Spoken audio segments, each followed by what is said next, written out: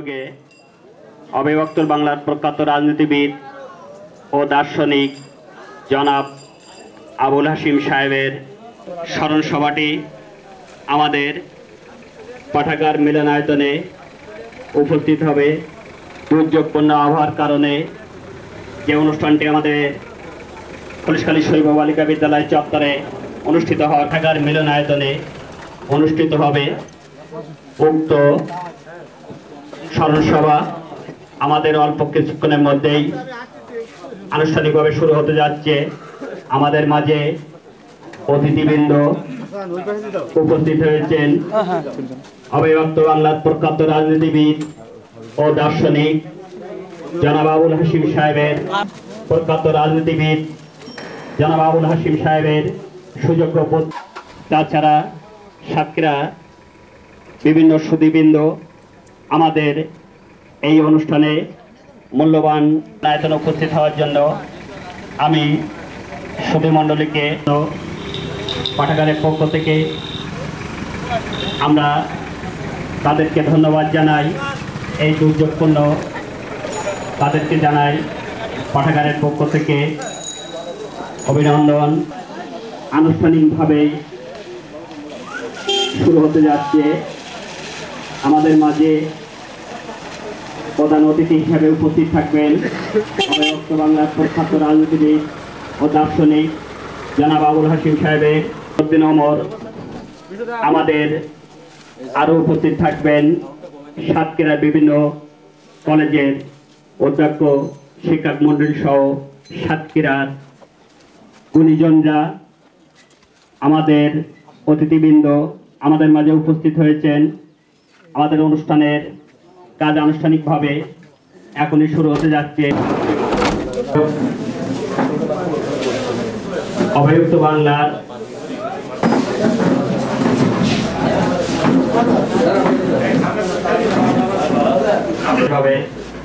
আহ্বান জানাচ্ছি সম্মানিত উপস্থিত সুধী মণ্ডলী, ঐতিহ্য মণ্ডিত পুলিশখালী গ্রামে প্রতিষ্ঠিত আবুল হাশিম স্মৃতি পাঠাগারের আয়োজনে অবিভক্ত বাংলার প্রখ্যাত রাজনীতিবিদ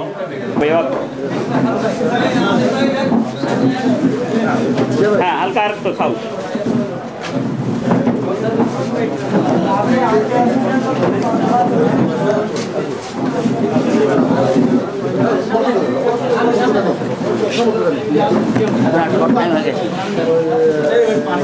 এই কই মাইক বন্ধ, একেবারে বন্ধ।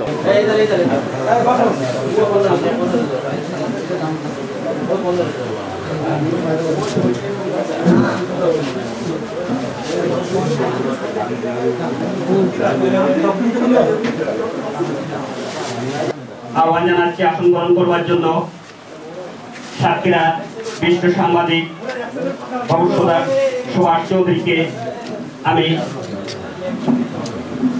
সাতক্ষীরা সিটি সাতক্ষীরা কোর্টের অ্যাডভোকেট মোস্তফা লুৎফুল্লাহকে আসন গ্রহণ করবার জন্য আহ্বান জানাচ্ছি। আমাদের যে ব্যক্তিটি প্রতিষ্ঠাতা অন্তর আবুল হাশিম পাঠাগারের প্রতিষ্ঠাতার, যার উদ্যোক্তা, যার অবদান,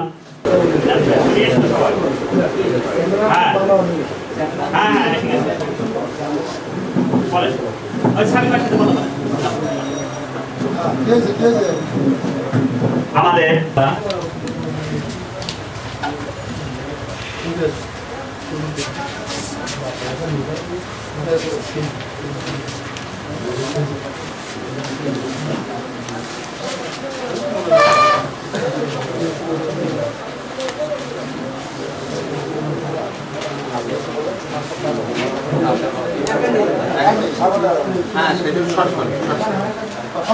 উপস্থিত সুধী মণ্ডলী, দুর্যোগপূর্ণ আবহাওয়া পক্ষ থেকে ক্রেস্ট প্রদান করছেন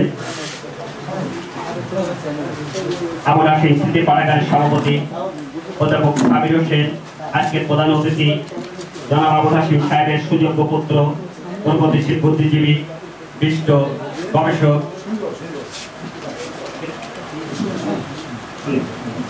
আমি পাঠাগারের পক্ষ থেকে আজকের প্রধান অতিথি জনাব বদরুদ্দিন মোহাম্মদ সাহেবকে প্রদান করছে পাঠাগার সহসভাপতি শেখ সুনীল কুমারকে।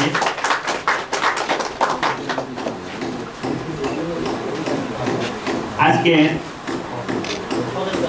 যে মুক্তিযোদ্ধাদের কথা আমরা বিনম্র চিত্রে স্মরণ করি, সেই পরিষ্কারই বিভিন্ন ঐতিহ্যকে প্রদান করছেন ইউনিয়ন মুক্তিযোদ্ধা কমান্ডারের পক্ষ থেকে স্বদেশ রায়চৌধুরী, বিশিষ্ট মুক্তিযোদ্ধা স্বদেশ রায়চৌধুরী।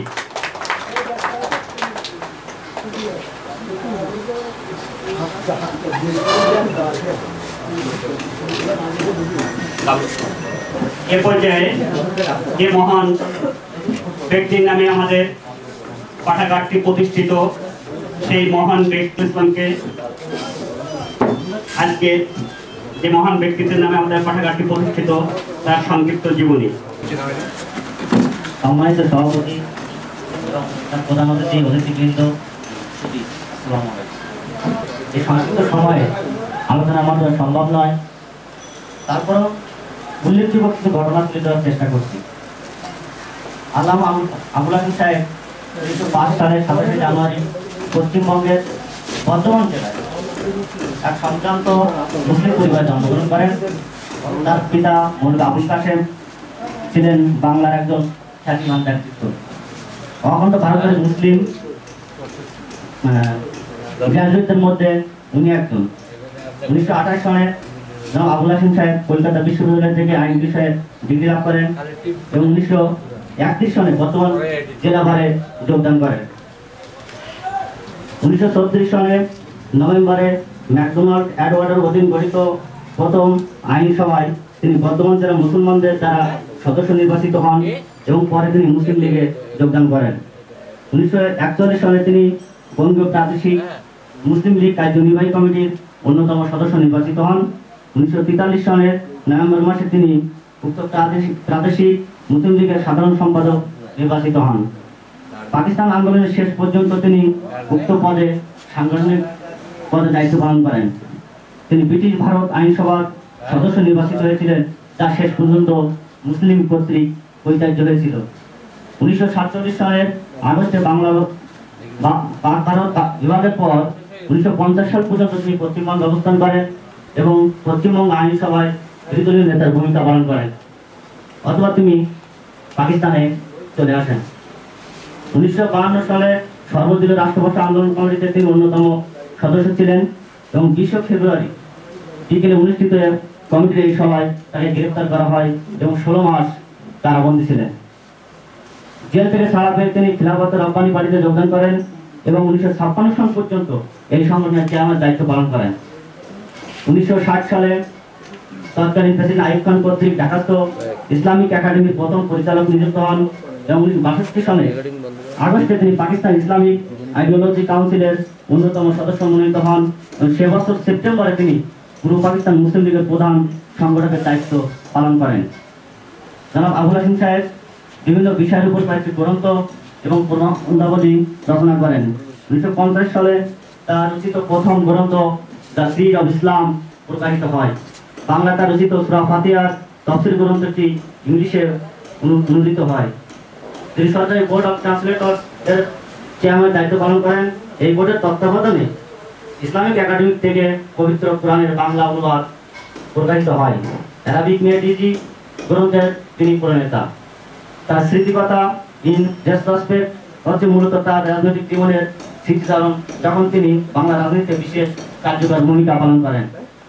মুসলিম লীগ নেতা হয়েও তিনি সবসময় পৃথক নির্বাচন প্রথার বিরোধী, বাঙালি সংস্কৃতির দৃঢ় সমর্থক এবং কবি রবীন্দ্রনাথ ঠাকুরের প্রতি গভীর শ্রদ্ধাশীল ছিলেন।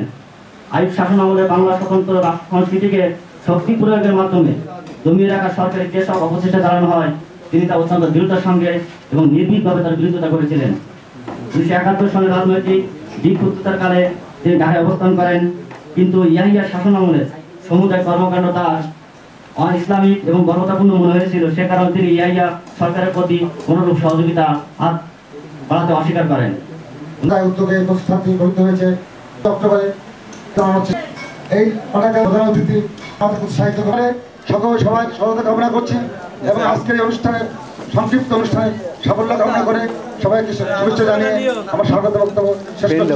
সবাইকে ধন্যবাদ। যাকে চামায় সংক্ষেপ আমাকে খুব দ্রুত শেষ করতে হবে, সে কারণে বক্তব্য দীর্ঘায়িত না করে সামান্য কিছু কথা বলে আমি শেষ করব। আসলেই আজকের এই অনুষ্ঠানের প্রস্তুতি চলছিল অনেক দিন ধরে, যে প্রস্তুতি আমার মনে হয় অনুষ্ঠানটিকে একটি অনন্য মর্যাদা দান করতে পারত। আপনারা সবাই দেখতে পাচ্ছেন যে বিরূপ প্রাকৃতিক এই বিপর্যয়ের কারণে আজকের অনুষ্ঠানকে আমাদের সংক্ষেপিত করতে হচ্ছে। আমরা আমার বক্তব্যের মধ্যে আমি শুধুমাত্র আজকের দিনে একটি পাঠাগার, একটি লাইব্রেরি, একটি গ্রন্থাগারের উপযোগিতাটা কি, প্রয়োজনীয়তাটা কি, সে সম্পর্কে দু একটি কথা বলবো। আমরা সবাই ডিজিটাল বাংলাদেশের কথা শুনছি, মানুষ অনেক দূর এগিয়ে যাচ্ছে। ঠিক এরকম একটি প্রেক্ষাপটে এই যে পাঠাগারটি, এই পাঠাগারটি কি অবদান রাখতে পারে? আসলে আমরা আবার প্রায়শ শুনছি জ্ঞান ভিত্তিক সমাজ প্রতিষ্ঠার কথা। আমাদের অনেক গুণীজন, সুশীল জনে কথা বলছেন। আমি ব্যক্তিগতভাবে বিশ্বাস করি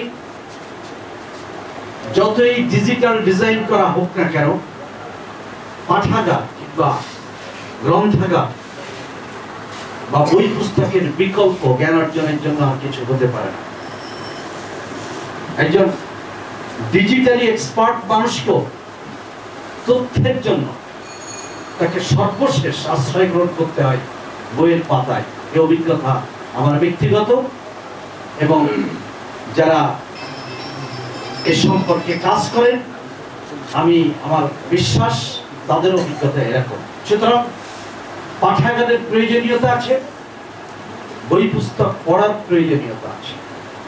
আমি প্রায় এখান থেকে 2 বছর আগে সম্ভবত এরকম একটি অনুষ্ঠানে এখানে দাঁড়িয়ে বলেছিলাম ছাত্রছাত্রীদের উদ্দেশ্যে যে আমাদেরকে পড়তে হবে, পড়া ছাড়া আমরা নিজেদেরকে ঋদ্ধ করতে পারবো না, আমরা যোগ্য করে গড়ে তুলতে পারবো না।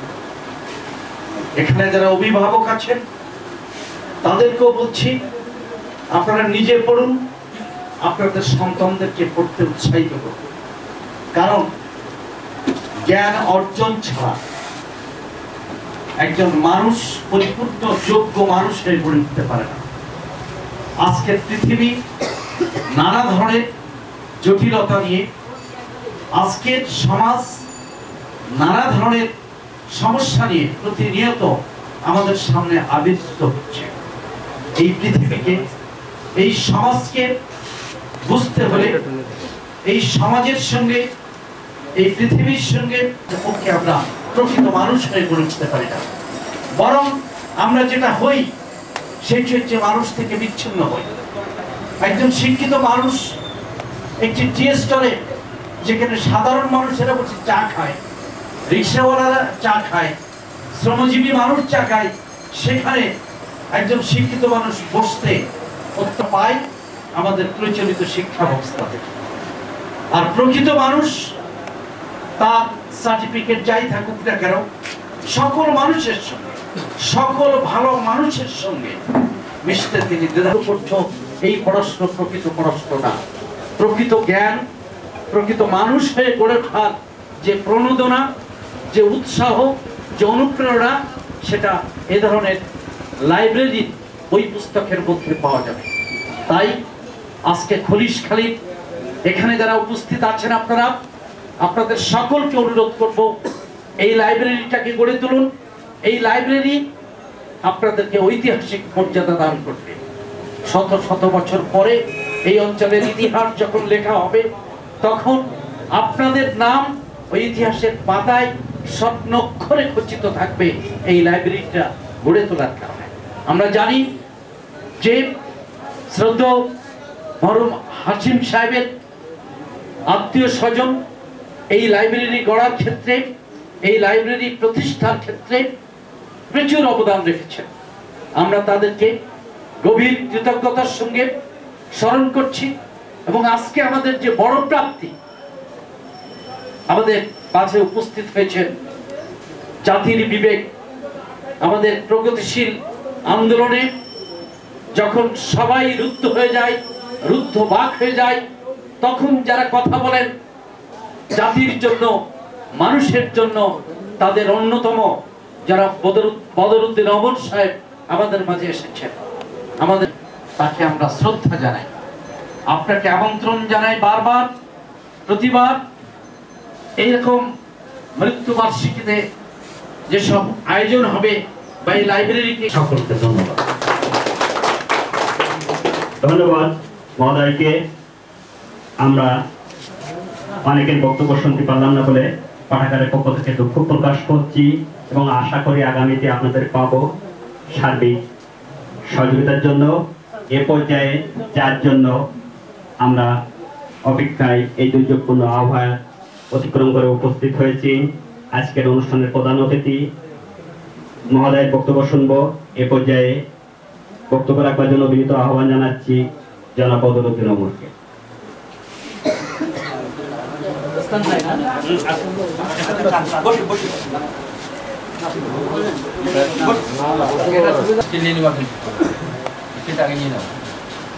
আবুল হাশিম স্মৃতি পাঠাগারের পক্ষ থেকে আজকে আয়োজিত এই সভার মাননীয় সভাপতি এবং উপস্থিত বন্ধু ও সহযোগী,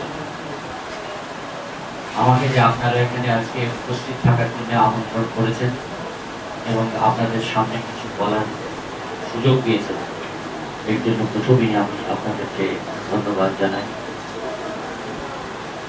দ্বিতীয়ত আমি আপনাদেরকে ধন্যবাদ জানাই যে এখানে আমার পিতার নামে আপনারা একটি পাঠাগার প্রতিষ্ঠা করেছেন এবং এই পাঠাগারের প্রতি, এই পাঠাগারের উন্নতির জন্য আপনারা যে ইচ্ছা বা আগ্রহ প্রকাশ করেছেন তার জন্য আমি সকলকে বিশেষ ধন্যবাদ জানাই।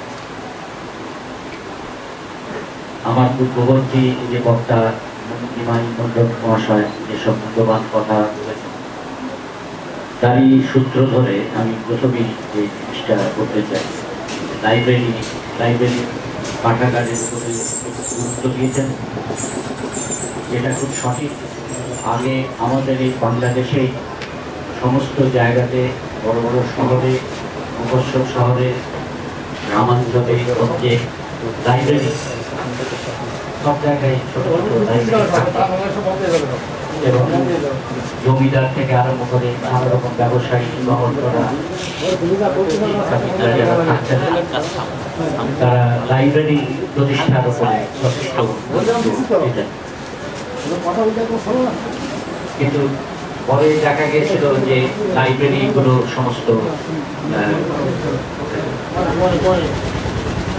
নষ্ট হয়ে গিয়েছিল। বড় বড় লাইব্রেরি, কিছু কিছু লাইব্রেরি, যেমন আমি বলি, আমি যখন রাজশাহী বিশ্ববিদ্যালয়ে ছিলাম তখন ওখানে রাজশাহী পাবলিক লাইব্রেরি, যেটা ওখানকার জমিদারদের দ্বারা জমিদাররা সেখানে ছিল, জমিদাররা বহু লাইব্রেরি প্রতিষ্ঠা করেছে। সেই লাইব্রেরি খুব খারাপ অবস্থা ছিল। তো আমরা বিশ্ববিদ্যালয়ের কয়েকজন চেষ্টা করলাম কি করে সেটা রাজশাহী বিশ্ববিদ্যালয়ের প্রত্যেক মাসে যায় কিংবা অন্যভাবে তার উন্নতি করা যায়, সেটা চেষ্টা করেছিলাম। উপায় নানা রকম হস্তক্ষেপের কারণে। তো এরকম সব জায়গাতেই, যশোরে আছে, সিলেটে আছে, সমস্ত জায়গাতেই লাইব্রেরি আছে। সিলেটে লাইব্রেরি একটা প্রতিষ্ঠা করেছিলেন নাম মুসলিম বিশাল লাইব্রেরি।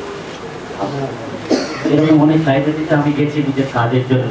এই যে ভাষা আন্দোলনের বই যখন আমি দেখছিলাম তখন আমি এইসব লাইব্রেরিতে অনেক গেছি। পরে দেখা গেছে এইসব লাইব্রেরির খুব সদর দশা। এখন কিছু কিছু লাইব্রেরি বিভিন্ন জায়গায় প্রতিষ্ঠিত হচ্ছে। লাইব্রেরি সম্পর্কে একটা কথা বলা যায়, তার কথা বলার আগে আমি রবীন্দ্রনাথের একটি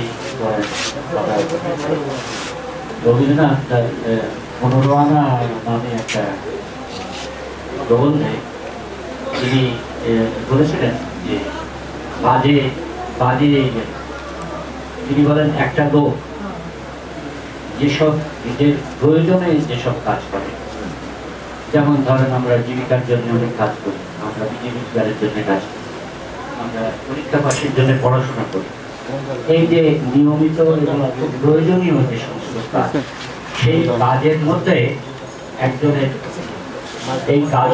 একজনের প্রকৃত পরিচয় পাওয়া যায়। প্রকৃত পরিচয় পাওয়া যায় যেটাকে বলা যায় সাধারণত যে বাজে কাজ, বাজে পড়া, বাজে খরচ।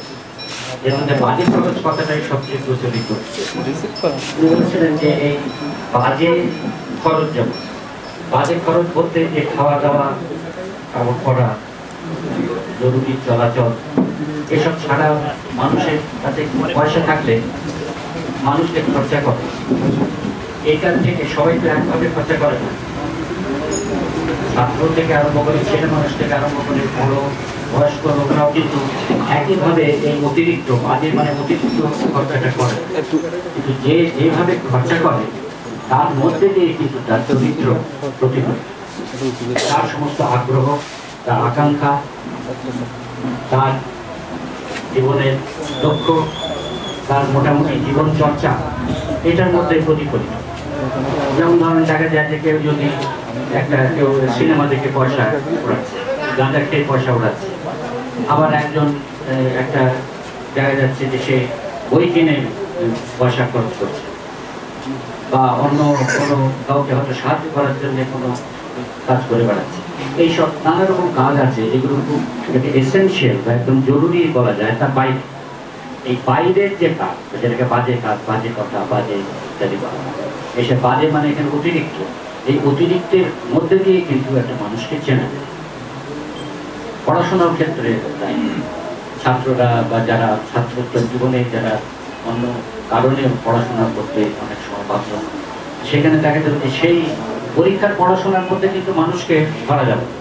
একজন যে খুব ভালো পরীক্ষায় ফল করলো, তার মধ্যে আগে কিন্তু বোঝা যাবে, তার বুদ্ধি বা পরীক্ষার দিকে তার বিচক্ষণতা ইত্যাদি পরিচয় তার মধ্যে থাকতে পারে, কিন্তু সেই মানুষটার কোনো পরিচয় থাকবে না।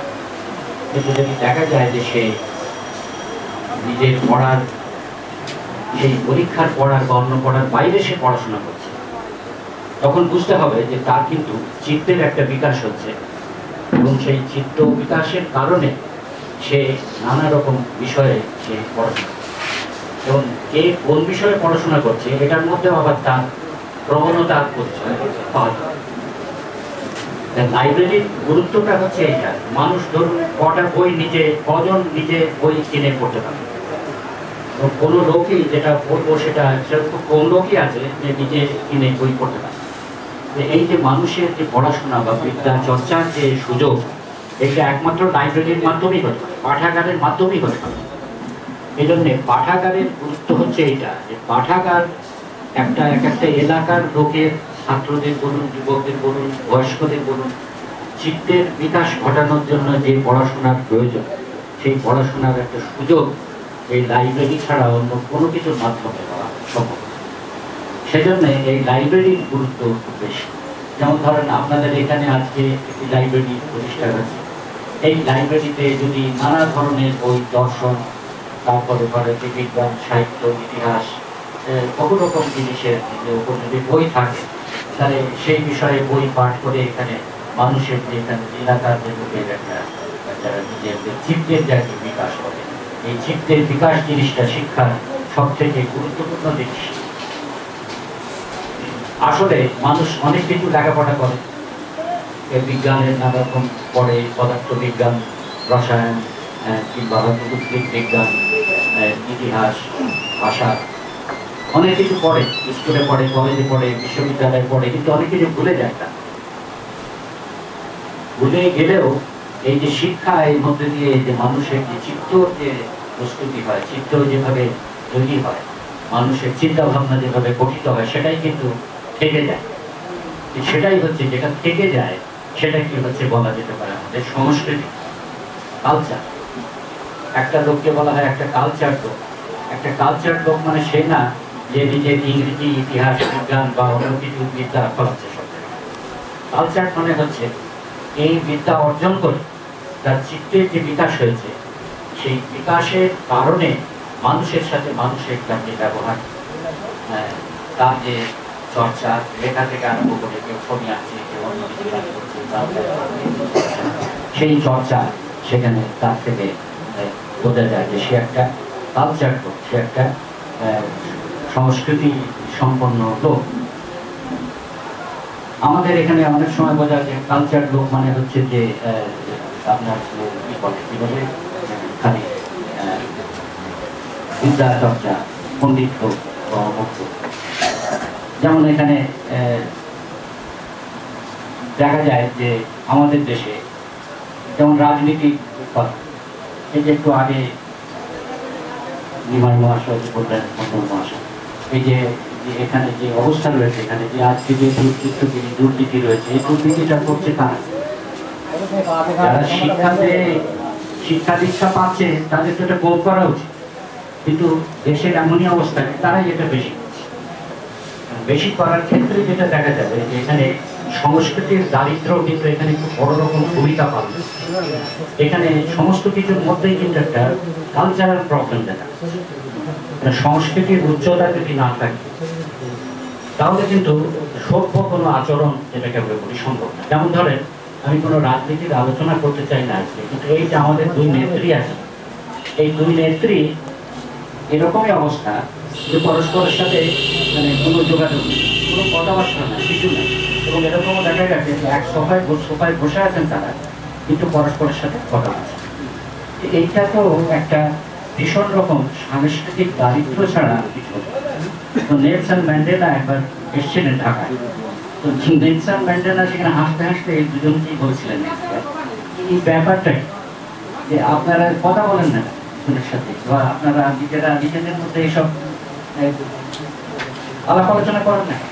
কারণ নেলসন ম্যান্ডেলা আসলে এত বড় এক মহাপুরুষ, তার উপরে যে এত দীর্ঘ 30 বছর জেলে রেখেছে, তারপরে কত অত্যাচার এই শ্বেতাঙ্গরা করেছে, কিন্তু ওইখানে যখন শ্বেতাঙ্গদের মুক্তি হলো, তারা যখন ক্ষমতায় এলো, তো নেলসন ম্যান্ডেলা কিন্তু কোনো প্রতিহিংসা করতে যায়, বরঞ্চ সেখানে শ্বেতাঙ্গদের সাথে একটা শান্তিপূর্ণ একটা সহবাসে যা কর্তব্য, যেসব শর্ত তৈরি করা দরকার সেগুলোই তিনি করেছেন। এই জন্য দেখা যাবে যে ওইখানে শ্বেতাঙ্গরা ক্ষমতায় যাওয়ার পরে, কৃষ্ণাঙ্গরা ক্ষমতায় আসার পর সেগুলো দাঙ্গা টাঙ্গা হয়নি এবং খুব সুন্দরভাবে পাওয়ার রিটার্ন করেছে।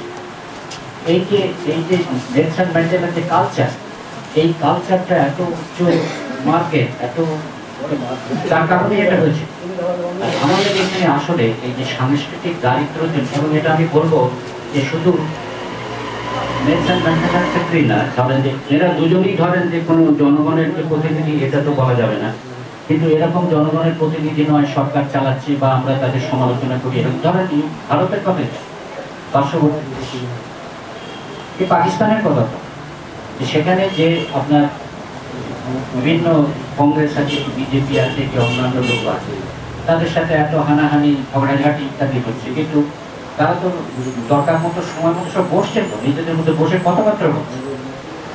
তাদের অন্তত শ্রেণীগত যে সমস্যা রয়েছে, সেই শ্রেণীগত সমস্যাগুলো শ্রেণীগত স্বার্থের খাতিরেও তারা বসে কিন্তু নিজেদের মধ্যে আলাপ আলোচনা করে দিচ্ছে। কিন্তু আমাদের দেশের এমনই অবস্থা যে এখানে শ্রেণীগত স্বার্থেও কিন্তু এটা এখানে ব্যক্তিগত পারিবারিক স্বার্থ এরকম জায়গায় আছে যে তারা নিজের শ্রেণীগত স্বার্থকেও সেই স্বার্থের নিচে রেখে কাজ করে। তো যাই হোক, এইটা আমাদের দেশের কিন্তু একটা সাধারণ অবস্থা যে এখানে সংস্কৃতির যে দারিদ্র, এটার কারণে কিন্তু অনেক কিছু হচ্ছে। ধরুন এটা দুর্নীতি, আপনি যদি ভালো করে চিন্তা করে দেখেন তাহলে দেখা যাবে এখানেও কিন্তু সংস্কৃতি আছে। একজন যদি সংস্কৃতিবান লোক হন, একজনের যদি, যেটা আমি বলে থাকি সবসময়, যে বিকশিত চিত্রের লোক থাকে, তাহলে এই লোক কিন্তু যে দুর্নীতি করবে এটা সে করবে।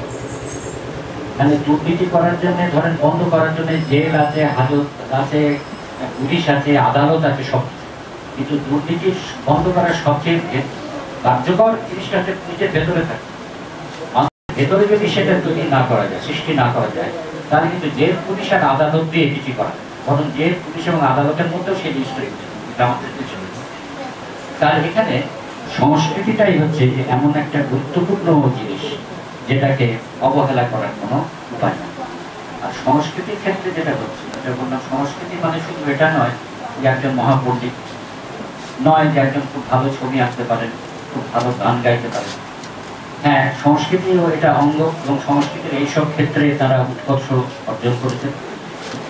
তো সংস্কৃতির সবচেয়ে বড় পরিচয় হচ্ছে যে মানুষের প্রতি বিবেচনা, যাকে বলে কনসিডারেশন ফর আদার্স, অন্যের প্রতি বিবেচনা। সেই দিক থেকে একজন খুব গরিব লোক, বিত্তহীন লোক এবং উচ্চবিত্ত লোক কারো কোনো তফাৎ নেই। একজন লোককে যদি দেখা যায় যে সে অন্যের সাথে দুর্ব্যবহার করছে, খারাপ ব্যবহার করছে, তাকে জব্দ করার চেষ্টা করছে, সেখানে বলা যাবে না যে সে তার সংস্কৃতি খুব একটা উচ্চ পর্যায়ের সংস্কৃতি। সেখানে হচ্ছে সে তার সংস্কৃতি, সে অনেক বড় লোক হতে পারে, অনেক শক্তিশালী লোক হতে পারে, কিন্তু তার সংস্কৃতি খুব নিম্ন পর্যায়ে। এবং আমাদের দেশে রাজনীতি থেকে আরম্ভ করে অর্থনীতি, সমাজনীতি, শিক্ষা, সমস্ত জায়গাতেই কিন্তু দেখা যাবে যে এখানে কালচারের যে এই, এবং তার কারণেই কিন্তু এইসব জিনিস হচ্ছে। দুর্নীতি যা ব্যাপকভাবে আজকে ছড়িয়ে গেছে, তার কারণ কালচারাল লেভেল মানুষের দিকে খুব নিচের দিকে একটা চলে গেছে। সেজন্য দেখা যাবে একটা জিনিস আমাদের দেশে, এটা খুবই দুর্ভাগ্যজনক যে বড় বড় সমস্ত লোকরা আছে, তারা রাজনীতি করছে, তারা মহামন্ত্রী সাহিত্য চর্চা করছে, সাংবাদিকতা করছে, লেখালেখি করছে, তারপরে ছবি আঁকছে, নাটক করছে, এসব দিক দিয়ে খুব ভালো। এবং সেই সব জায়গায় কিছু কথাবার্তা যে তারা বলছে লোকজনের সাথে, সেটাও খুব ভালো। বাইরে থেকে একজন লোক এসে খুবই ইমপ্রেস হয়ে যাচ্ছে। কিন্তু দেখা যাবে যে এইসব লোক প্রকৃতি আসলে পরস্পরের সাথে যে আচরণ করে, এই আচরণ মোটেই ঠিক না। এই আচরণের মধ্যে অনেক গলদ আছে। এবং যেটা দেখা যাবে এখন যে মিথ্যা কথা বলা, মিথ্যা কথা বলা একটা খুবই খুবই সকলে স্বীকার করবে যে খুবই বাজে কথা, বাজে অভ্যাস। এবং বাংলাদেশে এখন মিথ্যা, একবারে মিথ্যা বলাটাকে এটা কোনো মানুষে মনে করে না যে এটা খুব একটা খারাপ জিনিস। আমি দেখেছি এরকম এক জায়গায় আমি বলছিলাম যে অমুক লোকে মিথ্যা কথা বলে, তার একজন ছিলেন, তিনি বললেন যে আশ্চর্য হয়েছেন, মিথ্যা কথা বলে তাতে এমন কি হয়ে গেল? মিথ্যা কথা হচ্ছে যে কি হয়ে গেল, তার মানে মিথ্যা যে একটা জিনিস, মানুষের মিথ্যা কথা বললে যে একটা ছোট কাজ করা হয়, মানে আর মিথ্যা জিনিসটা হচ্ছে জ্বরের মতো। জ্বর যেমন নিজে কোনো অসুখ না, অন্য অসুখের সিমটম, মিথ্যা হচ্ছে নিজে কোনো জিনিস না। মিথ্যা কেউ যাকে বলে এমনি এমনি বলে না, মিথ্যা বলে অন্য কোনো জিনিস চাপা দেওয়া, থামা যাবে। একটা খারাপ কাজ করে তখন সেটাকে ঢাকার জন্য মিথ্যা বলে, এবং মিথ্যা আরেকটা মিথ্যাকে নিয়ে আসে। কাজে মিথ্যা হচ্ছে এমন একটা জিনিস যেটা হচ্ছে মানুষের অপরাধ প্রবণতা, দায়িত্বহীনতা, এইসবের সাথে সম্পর্কিত। কাজে মিথ্যা যে সমাজে প্রচলিত, সেটাও খুব একটা সভ্য সমাজ হিসাবে বিবেচনা হবে। যেমন আমরা আমেরিকা, ইংল্যান্ড, আমরা জানি যে এইসব দেশের লোকরা আমাদের উপর কত অত্যাচার করছে, দুনিয়া লুণ্ঠন করছে, করে তাদের পকেটে সম্পত্তি করছে, দাঙ্গা করছে, যুদ্ধ করছে। কিন্তু দেখা যাবে যে তারা পরস্পরের সাথে যে আচরণ, দৈনন্দিন যে আচরণ, এই আচরণের ক্ষেত্রে কিন্তু তারা যে ফট করে একজনকে মিথ্যা কথা বলছে, যেমন এখানে খুব সহজেই মানুষ মিথ্যা কথা বলে একজন একজনকে ছোটখাটো ব্যাপারে সব প্রতারিত করছে, মিথ্যা কথা বলছে। ওইসব দেশে কিন্তু সমাজের মধ্যে এই জিনিসটা দেখা যায়। সমাজ খুব সুসংগঠিত, এবং সেখানে আপনার যেমন আমার মনে আছে যে 1960 সালে ভারতের যে স্বাধীনতা দিবসে জেভিএস হল্ডেন, তিনি স্ট্যাটিস্টিশিয়ান ছিলেন, তিনি 56 সালে যখন মিশরের গন্ডগোল হলো, তখন উনি ওখান থেকে চলে এসেছেন। 56 সালে ইংল্যান্ডের উনি নাগরিকত্ব বর্জন করে ভারতে চলে এসেছিলেন, এবং পরে কলকাতা ইন্ডিয়ান স্ট্যাটিস্টিক্যাল ইনস্টিটিউটের উনি চেয়ারম্যান ছিলেন। তো উনি ওই 60 সালে ওই অ্যানিভার্সারির সময় একটি প্রবন্ধ লিখেছিলেন ম্যানচেস্টার গার্ডিয়ানে। তখন ওই পত্রিকাটার নাম ম্যানচেস্টার গার্ডিয়ান ছিল, গার্ডিয়ান। তো ম্যানচেস্টার গার্ডিয়ানে উনি একটা প্রবন্ধ লিখে বলেছিলেন যে আমি এই স্ট্যাটিস্টিক্যাল ইনস্টিটিউটে কাজ করতে দেখেছি যেখানে একজন দারোয়ানের চাকরির জন্য মন্ত্রীরা চিঠি নেয়, তদবির করে, এবং মিথ্যা কথা বলে, প্রচুর মিথ্যা কথা বলে ইন্ডিয়ান। এই যে মিথ্যা কথা বলার যেটা বললেন, মিথ্যা কথা বলাটা হচ্ছে আসলে উনি যেটা দিক থেকে বলেছিলেন, মিথ্যা কথা বলছে এই জন্য যে এখানে ইন্ডিয়া খুব একটা ইন্ডাস্ট্রিয়ালাইজ দেশ তখন না, এই দেশ যখন আরো ইন্ডাস্ট্রিয়ালাইজ হয়ে যাবে তখন এখানে মিথ্যা কথাও কমে যাবে। কারণ মেশিনের সাথে মিথ্যা কথা বলা যাবে, মেশিনে মিথ্যা কথা বলতেই মারা পড়বে, সত্যি কথা বলতে। তার মানে অর্গানাইজড সোসাইটি। যখন জেপিএস ভল্টেন এই কথা বলেছিলেন, ইন্ডিয়ার অবস্থা তখন যা ছিল, বাংলাদেশের অবস্থা যদি তিনি এখন দেখতেন তো বিব্রতি হতো কি অবস্থায়। যাই হোক, তো আমি এইসব কথা বলছি এই জন্যে যে এগুলো খুব সামান্য ছোটখাটো কথা হতে পারে, কিন্তু এই বিবেচনাগুলো যদি আমরা না করি, এইসব চিন্তা যদি না করি সমাজে, খালি আমরা ধরেন যে অনেক কিছু হচ্ছে এখানে, আজকে তো বাংলাদেশে যেসব ভয়াবহ ব্যাপার হচ্ছে, এটা তো ধরেন ওপর দিকে যে চুরি চামারি হচ্ছে, এটা তো ওই আসলে ওপর দিকে চুরি চামারি হতে হতে সেটা চুরিয়ে চুরিয়ে নিচের দিকে এসে সমাজে এমনভাবে ব্যক্ত হয়ে গেছে যে আজকে এক কঠিন অবস্থার সৃষ্টি হয়েছে। এবং এখানে সৃষ্টি হয়েছে এই জন্যে যে এখানে মূল কারণটা হচ্ছে এখানে অপরাধের শাস্তি হচ্ছে না, অপরাধের শাস্তি হয় না। এবং আজকের এই দেশে এটা দীর্ঘদিন ধরেই চলে আসছে, এবং এখানে অপরাধের শাস্তি না হওয়ার জন্য অপরাধীদের সংখ্যা বাড়ছে, সাহস বাড়ছে, এবং তাদের অপরাধের ধরনও বাড়ছে। এখন ধরুন এই যে পারিবারিক অপরাধ বলে যে চিন্তা করছে, একজন অপরাধ করতে করতে যখন অপরাধের শীর্ষ দেশে পৌঁছায় তখন সে কিন্তু পারিবারিক অপরাধ আরম্ভ করে।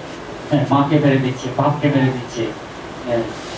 এই যে কদিন আগে একটা মেরে দিয়েছে যে তার মা, তার ভাই, তার ইয়েকে মেরে দিল একটা, বাপ তার ছেলেকে লাগিয়ে দিল খুনি হিসাবে। সেটা মানে এই যে ভয়াবহ একটা সমাজে কি হচ্ছে, এবং একটা দুটো না, দেখা যাবে যে বাপ ছেলেদিকে মেরে দিচ্ছে, বউকে মেরে দিচ্ছে, মা বাচ্চাকে মেরে দিচ্ছে, নিজের বাচ্চাকে মেরে দিচ্ছে। এইভাবে যে চারিদিকে প্রত্যেক দিন খবরের কাগজ যে অন্যান্য রাহাজানি সন্ত্রাস ছাড়ে পারিবারিক হত্যাকাণ্ড, এই জিনিসটা ব্যাপক। এটা বাংলাদেশে একটু লোক একটা হঠাৎ করে খারাপ হয়ে গেল, আগে ছিল না, ব্রিটিশ আমলে ছিল না, পাকিস্তানি আমলে ছিল না। কি বাংলাদেশ হওয়ার পর যে ক্রমশ অবস্থাটা খারাপ হয়ে যাচ্ছে, কেন খারাপ হচ্ছে, কি হচ্ছে, আসলে কেন যে জিনিসটা, এটা প্রশ্ন করা, প্রশ্ন করাটা কিন্তু খুব ইম্পর্টেন্ট, খুব গুরুত্বপূর্ণ। কারণ প্রশ্ন যদি না করা যায় তাহলে অনেক কোনো সমাধানই হবে না। যেমন আমরা অনেক জিনিস দেখি চোখের উপরে, সামনে দেখতে সামনে সামনে যে দেখি আমরা অনেক জিনিস, এই মোবাইল, তো সেগুলোর আমরা সমালোচনা করছি, কিন্তু সমালোচনা করাটাই যথেষ্ট না। শুধু আমরা এটা দেখলাম এটা খারাপ, এটা করা উচিত না, এটা একটা ভীষণ ভয়ঙ্কর ব্যাপার, এটা বললেই কিন্তু সমস্যার সমাধান। আপনাকে ধরতে হবে যে কেন এটা হচ্ছে, বিশ্লেষণ করতে হবে, এবং বিশ্লেষণ করলে অনেক জিনিস বেরিয়ে যায়।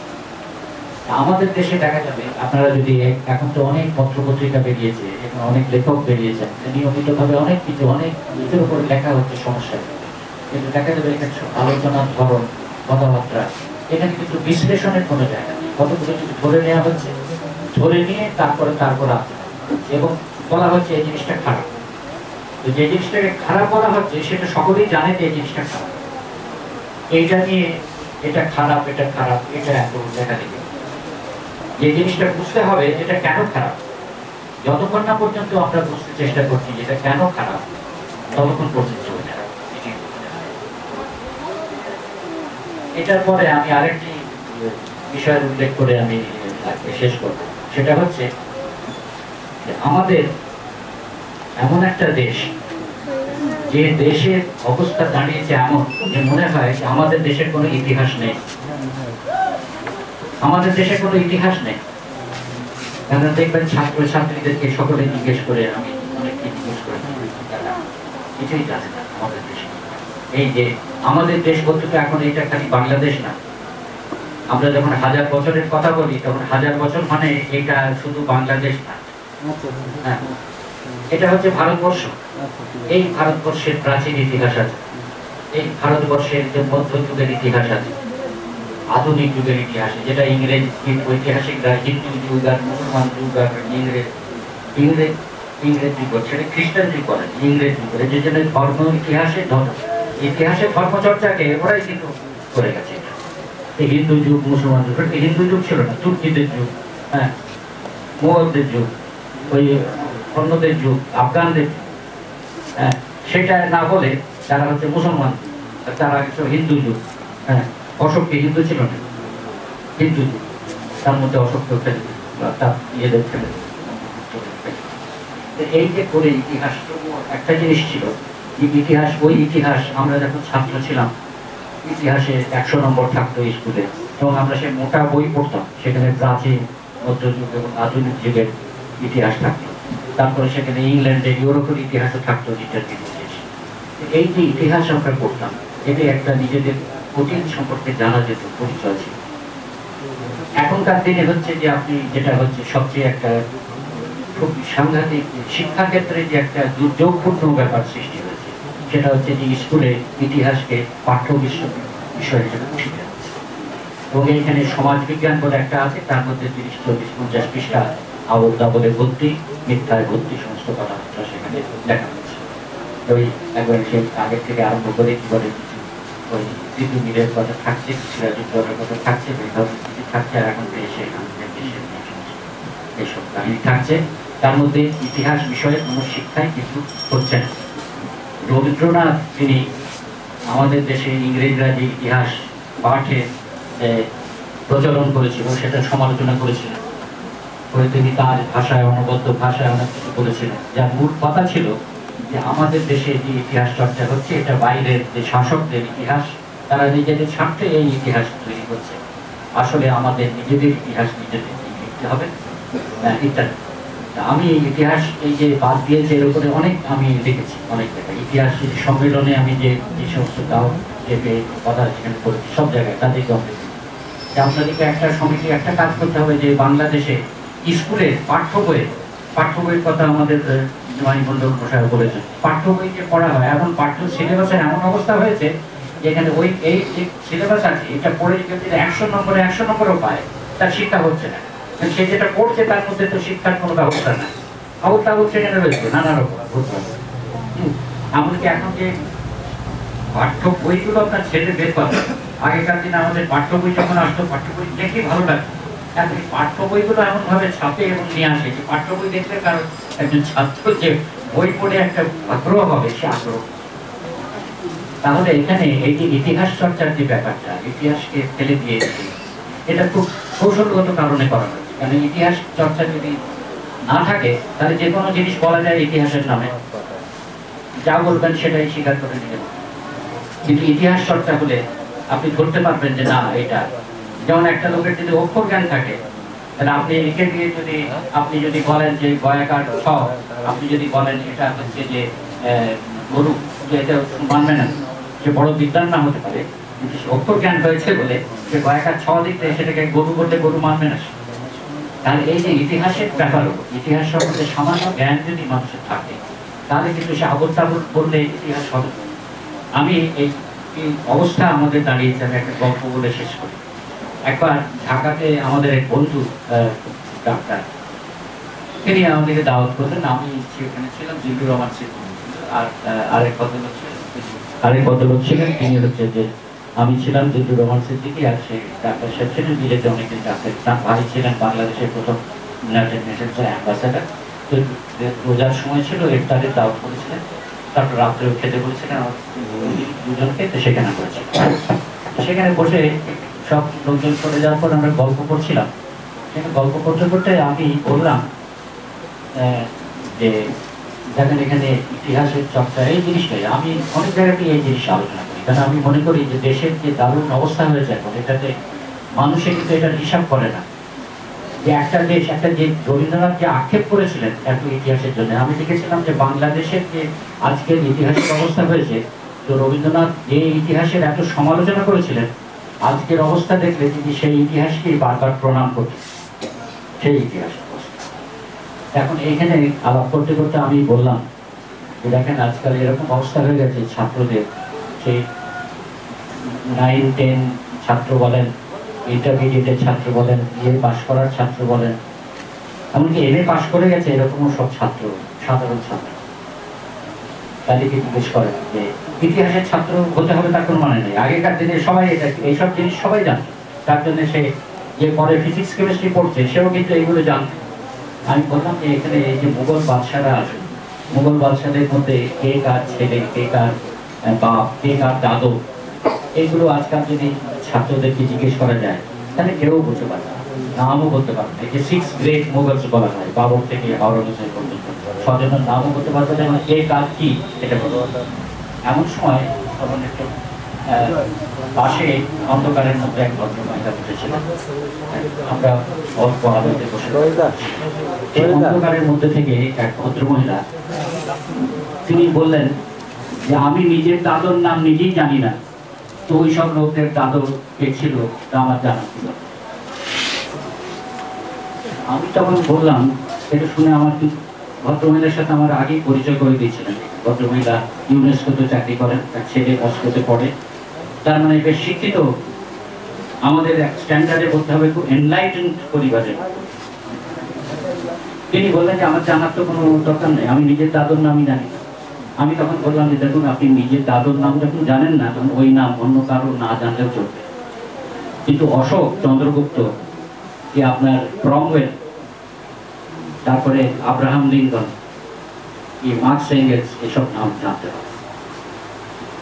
চিন্তা করে দেখেন যে জানে না সেটা, কিন্তু জানে না চেয়ে বড় হচ্ছে যে জানার প্রয়োজন নেই। তার মানে এমনকি জানে না তো ঠিকই, কিন্তু এই প্রয়োজনের যে একটা তাগিদ, প্রয়োজনের যে প্রয়োজন, এটা করতে হবে।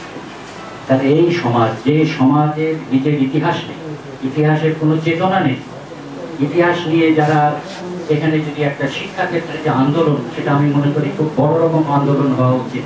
এখানে যে ইতিহাসকে তার জায়গায় ফিরিয়ে আনতে হবে, ইতিহাসকে যদি না ফিরিয়ে আনা যায় তাহলে আমরা কিছুতেই নিজেদেরকে পায়ে দাঁড়ানোর যে ব্যাপারটা, এটা বলতে শিক্ষার যে লক্ষ্য, সেই লক্ষ্য এখানে কিছুতেই অর্জিত হতে পারে। যে জাতি নিজের ইতিহাস জানে না, তার চেয়ে হতভাগ্য আর কোনো জাতি না। এবং বাংলাদেশে দুনিয়ার মধ্যে একমাত্র দেশ যেখানে স্কুল থেকে, পাঠ্য তালিকা থেকে ইতিহাস নিয়ে যাচ্ছে। তাহলে এই ভয়াবহ অবস্থার মধ্যে আমরা বাস করছি, ভয়াবহ সাংস্কৃতিক পরিস্থিতির মধ্যে আমরা বাস করছি। এই অবস্থায় থাকতে পারে দেশে যে হানাহানি চলছে, রাজনীতি ক্ষেত্রে যা হচ্ছে, এটা তো বন্ধ করার কোনো উপায় নাই। এটা কোনো লেকচার দিয়ে কেউ কিছু করতে পারবে না, যতই যাকে বলা হোক। মানুষের যে আত্মস্বার্থ, যেখানে এইরকম ভাবে মানুষকে ধরে বসেছে, সেখানে দেখা যাবে আজকে এই রাজনীতি ক্ষেত্রেও যেটা হচ্ছে, দেখবেন যে আগেকার দিনে যে সমস্ত ছাত্ররা, আমাদের দেশের ছাত্র রাজনীতির একটা গৌরবোজ্জ্বল একটা ইতিহাস আছে, এখন আপনি ছাত্র রাজনীতির ক্ষেত্রে কি বলতে দেখেন, এটা কি আপনি শুধু এই ছাত্রদেরকে দোষ দিতে চলবে?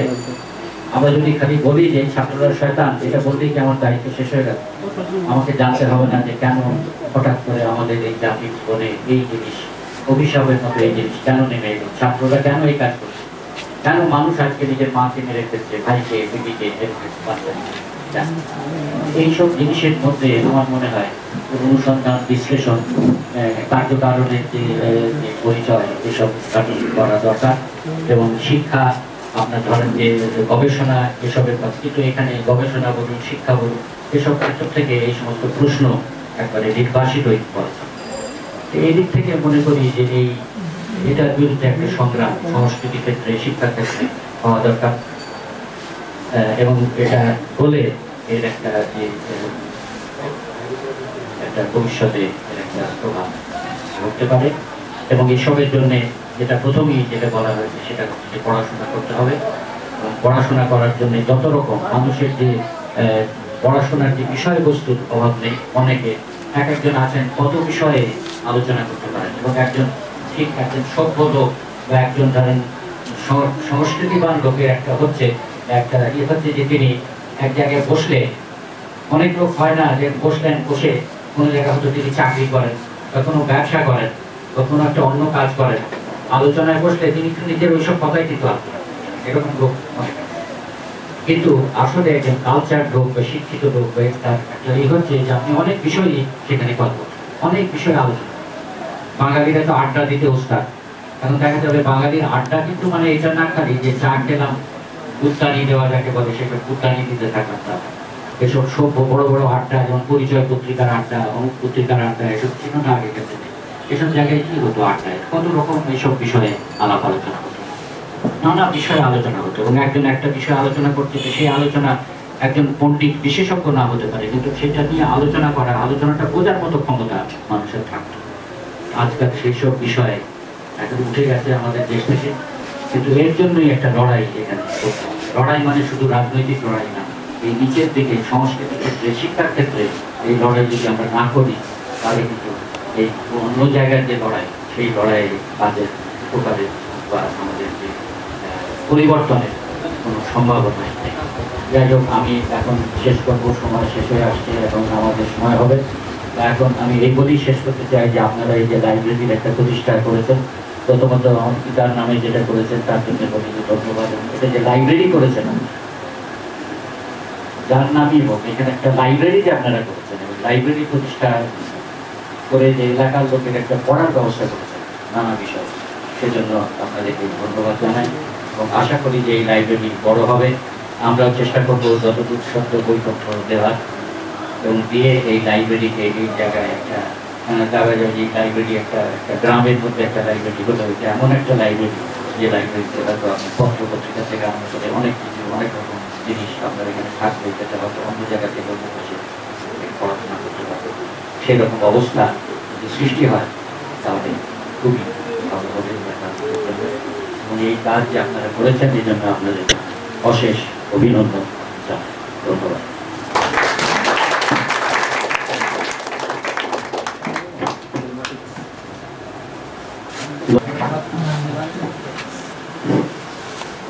সম্মানিত সুধী মণ্ডলী, আমাদের আজকের আবুল হাশিম সাহেবের স্মরণ সভার কার্যক্রম আমরা শেষ করতে এসেছি। আমাদের প্রধান অতিথি উনি আমাদের কাজে মূল্যবান বক্তব্য রাখলেন। আমাদের অনেক বক্তা ছিলেন আজকে অনুষ্ঠানে, অনেকে দুর্যোগপূর্ণ আবহাওয়ার কারণে আসতে পারেনি, এবং যে আসছেন তাদের মধ্যে অনেককে আমরা বক্তব্য রাখার সুযোগ দিতে পারিনি। এই জন্য আমি আজকে যে আবুল হাশিম পাড়াগার পক্ষ থেকে সবার কাছে ক্ষমা চেয়ে নিচ্ছি।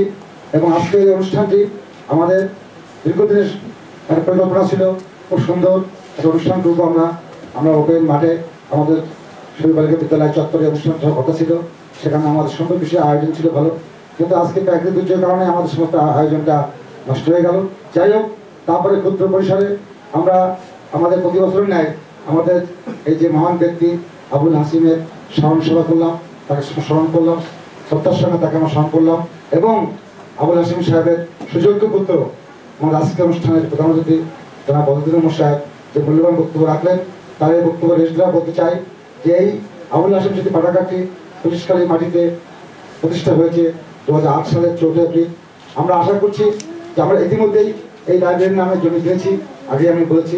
আমরা আশা করব যে এই লাইব্রেরিটি উত্তরোত্তর বিকশিত হবে আর উন্নতি করবে, এবং এই লাইব্রেরিটি এই এলাকার মানুষের জ্ঞান চর্চার একটি কেন্দ্রে গড়ে উঠবে, এবং এই এলাকার আলোকিত মানুষ সৃষ্টির ক্ষেত্রে এই লাইব্রেরিতে একটি উল্লেখযোগ্য ভূমিকা রাখবে। আপনার সবার কাছে এই প্রত্যাশা ব্যক্ত করে আপনার সবার কাছে লাইব্রেরির বিকাশের জন্য উল্লেখযোগ্য সবার ভূমিকা রাখবেন, উপদেশ দেবেন, সহায়তা করবেন, এই আহ্বান জানিয়ে আজকে স্মরণ সভার কার্যক্রম শেষ করছি। সবাইকে ধন্যবাদ।